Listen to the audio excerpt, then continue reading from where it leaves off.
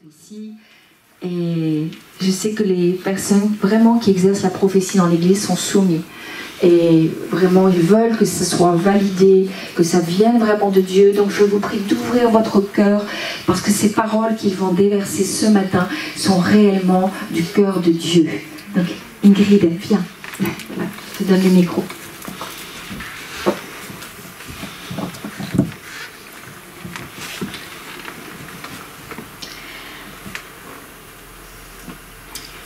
Ce que veut dire Dieu aujourd'hui encore ne concerne pas forcément que l'église locale ici, géographiquement ici, mais concerne ses enfants en général. Dieu déclare encore aujourd'hui, vous êtes le fruit de ma création. Vous êtes le fruit de ma création. Vous êtes l'œuvre de mes mains. C'est moi qui vous ai créé. C'est moi qui vous ai formé. C'est moi qui vous ai fait créer à mon image. Mais aujourd'hui, ce que j'attends de vous, c'est pas que vous me voyez toujours comme ce créateur, mais aussi comme votre Père. Est-ce que je peux encore vous parler aujourd'hui ? Est-ce que je peux encore vous parler aujourd'hui? Est-ce que vos oreilles sont encore ouvertes pour que je puisse vous parler aujourd'hui? Est-ce que votre cœur est réceptif à ce que je veux encore vous dire? Ce que je veux vous dire, non pas pour vous détruire, non pas pour vous peiner, non pas pour vous tirer vers le bas, mais c'est parce que je vous aime d'un amour inconditionnel. C'est indiscutable, je vous aime. Et cet amour que j'ai pour vous, il est inconditionnel. Il n'y a pas de condition pour que je puisse vous aimer plus que les autres. Je vous aime d'un amour inconditionnel et je vous aime tel que vous êtes. Ce que je veux vous dire encore aujourd'hui, et ce que je voudrais encore vous partager aujourd'hui, c'est que j'ai déjà tout écrit dans ma parole. Il n'y a pas de nouvelle prophétie qui sera apportée autre que ce que j'ai apporté dans ma parole. Je vous ai déjà tout dit. Aujourd'hui, ce que je veux, c'est que mes enfants aussi m'aiment. Non pas pour ce que je ne leur donne pas, mais qu'ils m'aiment aussi pour ce que je leur donne, mais ce que je ne leur ai pas encore donné et ce que je ne leur donne pas. Tant que ce n'est pas dans ma volonté, je ne vous donnerai pas. Mais il y a aussi quelque chose que je voudrais vous dire, peuple, mes enfants chéris, c'est que mes bénédictions sont sous condition. Ce que j'attends de vous, c'est que vous mettiez en pratique ma parole. Pourquoi ne suis-je pas encore le premier dans vos vies? Pourquoi il y a encore tant de choses qui passent avant moi dans vos vies? Pourquoi lorsque je vous dis ne mentez pas, vous mentez? Pourquoi lorsque je vous dis ne baignez pas dans l'adultère, vous y plongez encore? Pourquoi lorsque je vous dis ne volez pas, vous volez? Pourquoi lorsque je vous dis ce que je désire, mes recommandations, mes préceptes, vous ne le faites pas? Et vous venez vers moi et vous dites oh mon Dieu, toi qui donnes généreusement, toi qui donnes sans compter parce que tu m'aimes. Oh, pourquoi, Seigneur, je n'ai pas encore eu l'exaucement de cette prière?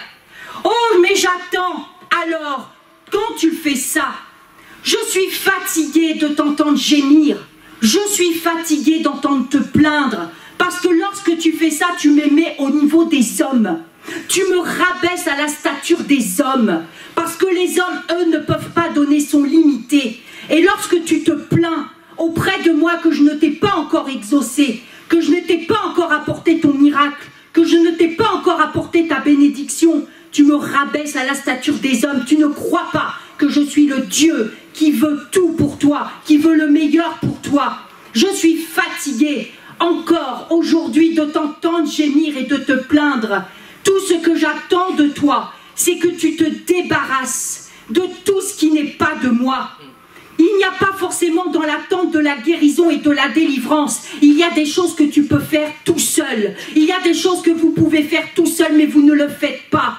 Et vous attendez que je vous bénisse et que je vous bénisse.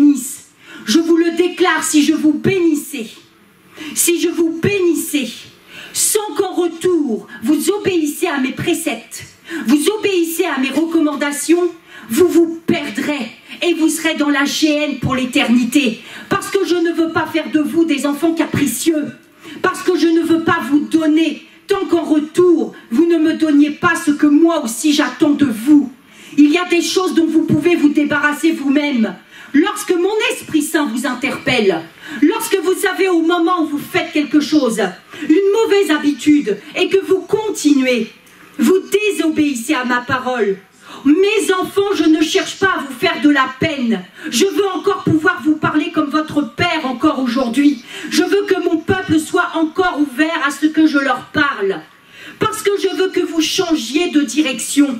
Parce que je veux que vous changiez de comportement.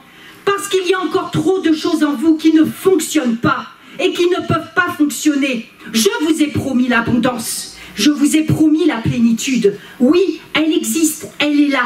Mais en retour, ce que j'attends de vous, c'est que vous fassiez et que vous ne stoppiez pas le processus de sanctification que je veux pour vous. Alléluia. Alléluia. Alléluia. Alléluia. Voilà, est-ce qu'on peut se lever? Je crois qu'il faut que nous puissions prier derrière cette prophétie. Viens, Ingrid, ne repars pas. Voilà, c'est sérieux. Le Seigneur s'adresse à son peuple ce matin. Nous devons prendre chaque parole de Dieu très au sérieux. Et nous voulons vraiment prier, peut-être nous humilier devant Dieu ce matin. Dire, Seigneur, c'est vrai qu'il y a des domaines de ma vie où je n'étais pas obéie, mais je veux vraiment changer. On va mettre la main sur notre cœur et notre sœur Ingrid va nous conduire dans une prière. Alléluia, merci Seigneur. Moi la première, je mets la main sur mon cœur, mon Dieu. Moi la première, je mets la main sur mon cœur, mon Dieu. Parce que je ne veux plus rien dans ma vie qui fasse obstacle à tes bénédictions pour moi. Je ne veux plus rien dans ma vie qui fasse obstacle à ma connexion parfaite avec toi. Moi, premièrement, aujourd'hui, je mets la main sur mon cœur. Parce que s'il y a encore des choses dans mon cœur, dans ma vie, qui ne t'appartiennent pas, qui ne sont pas dans ta volonté, si je suis dans une situation qui n'est pas la tienne, si je suis dans un comportement qui n'est pas dans ta volonté, je veux encore changer aujourd'hui. Et je t'amène tout. Merci, oh mon Dieu, de ce que tu veux encore bénir ton peuple dans ces temps de la fin. Parce que tu veux que l'on goûte à ta plénitude et à ton abondance. Oui, tu ne veux pas que l'on soit des chrétiens superficiels. Tu veux aussi que l'éclat de notre lumière resplendisse dans ce monde. Parce que quand le monde voit que nous ne sommes pas exaucés, ils ne peuvent pas se tourner vers toi et dire « Mais où est ton Dieu ?» Ils nous disent « Où est ton Dieu ?» Parce que tu es dans telle situation. Où est ton Dieu? Et c'est vrai que nous te rabaissons par le témoignage que nous n'avons pas. Nous avons parfois un mauvais témoignage. Oh mon Seigneur, encore aujourd'hui, nous te déposons tout. Apporte un éclairage au Saint-Esprit dans notre vie et montre-nous encore ce qui ne va pas dans notre vie. Quel est ce mauvais comportement? Quelle est cette manière de parler? Quelle est cette manière de penser? Quelle est cette direction qui n'est pas dans tes plans? Qu'est-ce qui ne fonctionne pas en nous, Père, qui nous empêche de rentrer dans cette plénitude et dans cette abondance parfaite? Toi, oh Dieu, oui, pas simplement que Créateur, mais notre Père, un Père aimant, qui veut encore que nous changions pour que nous puissions être encore plus proches de toi et rendre toute la gloire. Saint-Esprit, mets en lumière ce qui ne fonctionne pas. Oh, s'il te plaît, Saint-Esprit, donne-nous la force de ne pas te résister encore aujourd'hui, mais que nous acceptions en toute humilité de nous débarrasser de tout ce qui ne marche pas, de tout ce qui n'est pas dans tes préceptes et tes principes bibliques, mon Seigneur. Dans tout ce qui n'est pas dans tes commandements, nous voulons encore nous en débarrasser. Débarrasse-nous de l'orgueil.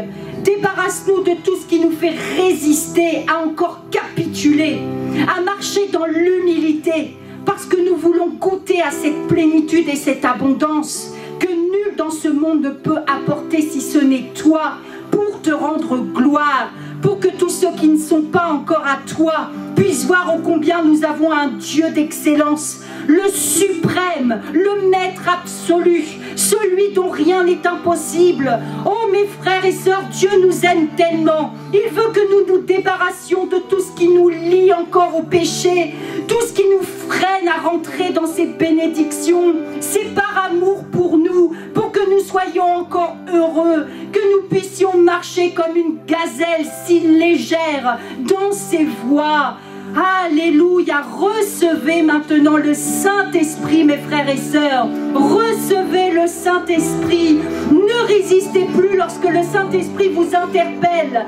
Débarrassez-vous aujourd'hui de tout ce qui n'est pas à sa gloire, afin qu'il puisse vous remplir davantage. Nous avons chanté « Remplis-nous » dans la sanctification, dans la sainteté. C'est un processus qui se fait, mais nous ne pouvons pas continuer à ralentir le processus de la sanctification.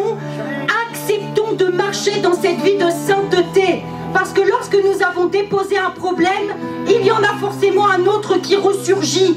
Oh, mais le Saint-Esprit nous met en éclairage, non pas pour nous rappeler des choses douloureuses, ou nous dire « tu as vu, tu fais encore telle et telle chose, tu parles encore de telle manière ». Ce n'est pas pour nous juger, c'est pour que nous changions de comportement. Parce que parfois on ne se rend pas compte que nous avons des habitudes qui ne sont pas à la gloire de notre Dieu. Et alors là, quand Dieu voit que nous marchons dans l'humilité et dans l'obéissance, Dieu nous donne en abondance toutes les bénédictions en réserve pour nous, pour que nous soyons heureux.